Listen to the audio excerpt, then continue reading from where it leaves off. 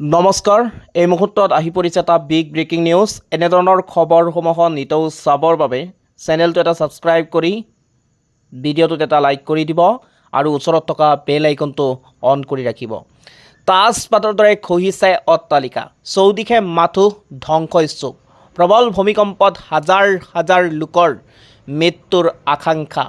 প্ৰবল ভূমিকম্পই থাইলেণ্ডৰ ৰাজধানী বেংককত ব্যাপক বিধ্বংসী ৰূপ ধাৰণ কৰিছে।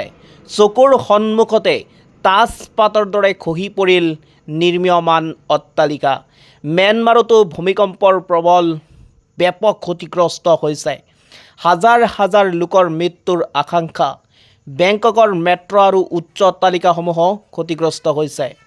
শুক্ৰবাৰে পুৱা ম্যানমাৰত সংঘটিত হোৱা 7.7 প্ৰবলৰ ভূমিকম্পৰ কম্পন থাইলেণ্ড পৰ্যন্ত অনুভূত হৈছিল।